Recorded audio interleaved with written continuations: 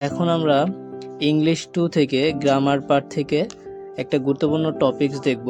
আমাদের ইংলিশ 2 এর subject code আমরা জানি এটা 25722। গুরুত্বপূর্ণ টপিকস থেকে যদি আমরা দেখি grammar part right form of verbs, এটা খুবই গুরুত্বপূর্ণ এবং আমরা কিছু রুলস কিছু টেকনিকের মাধ্যমে শিখব। তাহলে আমরা এখান থেকে দেখি, প্রথমে আমরা যে বিষয়টা খেয়াল করব যে রাইট ফর্ম অফ ভার্বস এটা আসলে কি।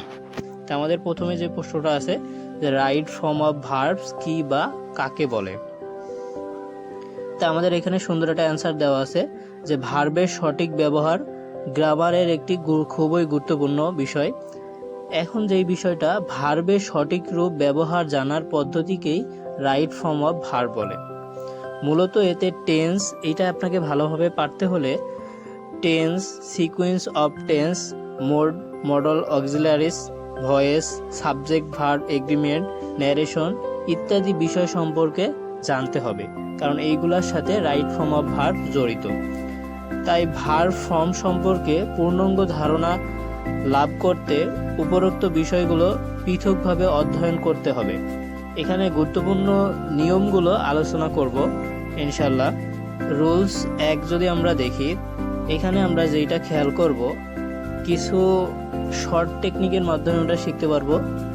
দ্য টেন্স মার্কার্স, কিছু কিছু শব্দ বা শব্দগুচ্ছ আছে যা দেখে বোঝা যায় বাক্যের ভার্বটি কোন টেন্স হবে।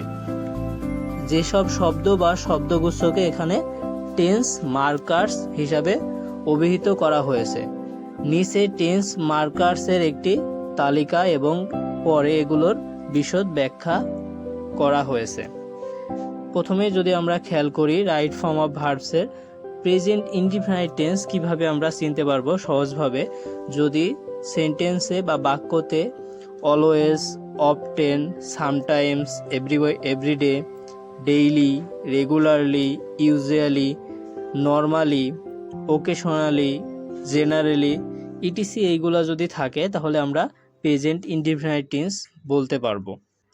প্রেজেন্ট কন্টিনিউয়াস টেন্সটা যদি এইভাবে আমরা দেখি, এখানে এইভাবে আমরা বলতে পারি যে now, at this moment, at this time, at present, still, look মানে তৎক্ষণিক দৃষ্টি আকর্ষণমূলক, লিসেন্ট ইটিসি।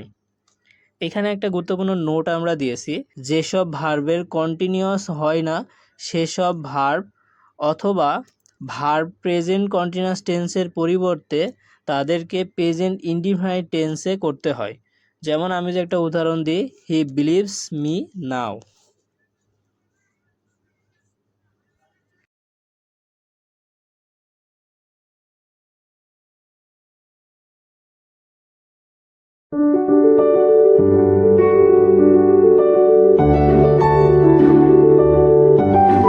এখন আমরা দেখব present perfect tense. Present perfect টেন্সে আমরা কিভাবে চিনব যে প্রেজেন্ট পারফেক্ট টেন্সে যদি already, just, just now, yet, never, ever, lately, recently এগুলো থাকে তাহলে আমরা সহজে চিনতে পারবো present perfect tense. Present perfect continuous টেন্সে কিভাবে বুঝতে পারবো, সিন্স, ফর, হাউ লং মানে এক কথায় আপনার যদি যাবত, ধরে, হতে, থেকে ইত্যাদি দ্বারা ডিউরেশন বোঝায়, একটা সময় উল্লেখ করে, তখন আমরা প্রেজেন্ট পারফেক্ট। নোট খেয়াল করেন যে যেসব ভার্বের কন্টিনিউয়াস হয় না সেসব ভার্ব যদি প্রেজেন্ট পারফেক্ট কন্টিনিউয়াসে আসে তাহলে তাদেরকে প্রেজেন্ট পারফেক্ট পড়তে হবে। যেমন একটা উদাহরণ দিলে আমি, we have known each other since 1993। Indefinite দেখি, পাস্ট ইনডিফিনাইট টেন্স আমরা কিভাবে বুঝবো। এখানে yesterday, ago,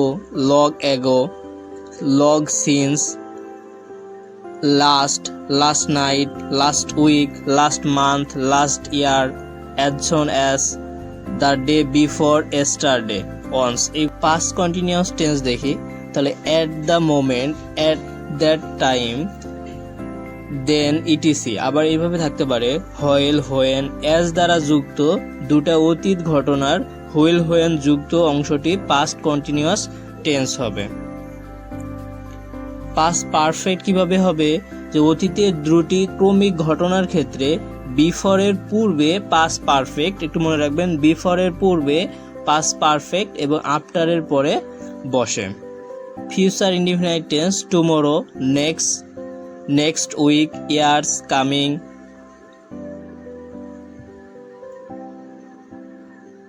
future perfect tense আমরা কিভাবে বসবো? By this time, by time, month, year, next time, month, year, এগুলো থাকলে আমরা বুঝতে পারবো ফিউচার পারফেক্ট টেন্স।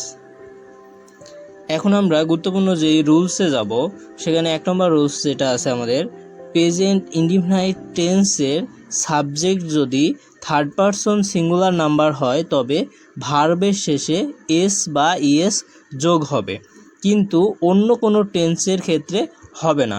এখন ভাইয়া আমি পার্সন তো চিনি না, তাহলে তোমাদের জন্য দেখো, ফার্স্ট পারসন কেডা? I, we. সেকেন্ড পারসন কেডা? You, your. এই যে ফার্স্ট আর সেকেন্ড বাদে বাকি যেগুলো আছে সবগুলোই থার্ড পারসন। যেমন থার্ড পারসন কেডা আছে? হি, শি, ইট, দে, কোনো কিছুর নাম।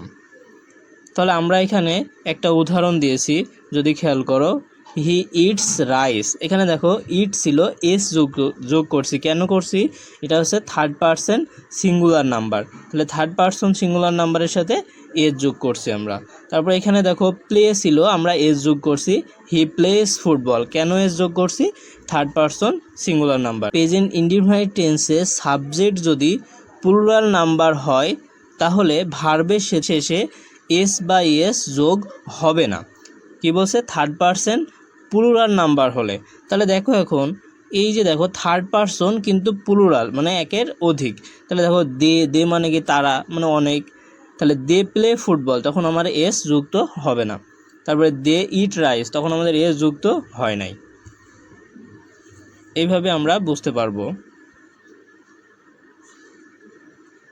এখন আমরা যদি 3 নম্বর নিয়মটা যদি খেয়াল করি, তাহলে আমাদের 2 নম্বর নিয়ম, এখানে 3 নম্বর নিয়মে যেটা আছে আমাদের,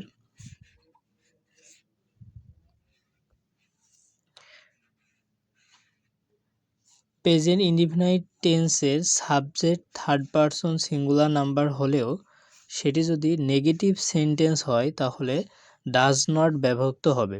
থার্ড পারসন সিঙ্গুলার কিন্তু নেগেটিভ যদি হয়, এটা আমি একবারে দিতে পারতাম কিন্তু আলাদা করে দিয়েছি আপনার বোঝার সুবিধার জন্য। তখন ভার্বের শেষে এস বা ইএস যোগ হবে না, শুধু না বোধক হলে, নেগেটিভ হলে। যেমন আমরা যদি উদাহরণ খেয়াল করি, he does not go to school. দেখেন আমাদের যে সাবজেক্ট থার্ড পারসন সিঙ্গুলার, দেখেন হি আমাদের কি? Third person singular.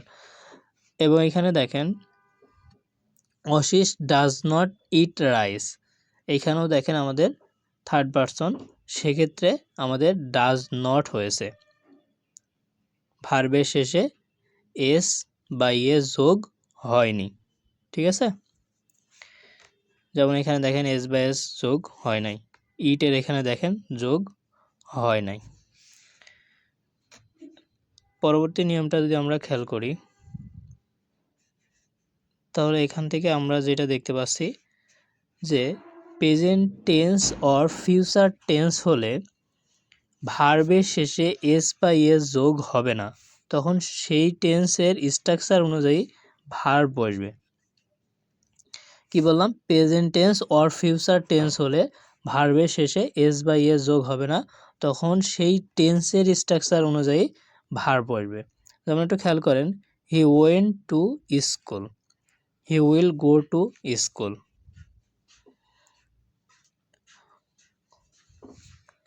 এখানে খেয়াল করেন আমার কি বলছে? Past tense or future tense হলে ভার্বের শেষে এস বা ইএস যোগ হবে না। এখানে দেখেন পাস্ট বা ফিউচার, এটি দেখেন তো, হি ওয়েন্ট টু স্কুল, স্কুলে কি গিয়েছিল? পাস্ট।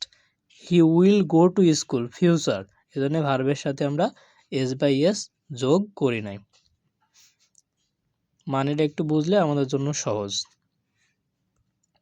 5 নম্বর রুলসটা যদি আমরা দেখি, যে মডাল অক্সিলারি ভার্ব, যেমন মডাল অক্সিলারি আমরা সবাই জানি, can, could, may, might, shall, should, will, would, ought to, need to, dare, have to, must two.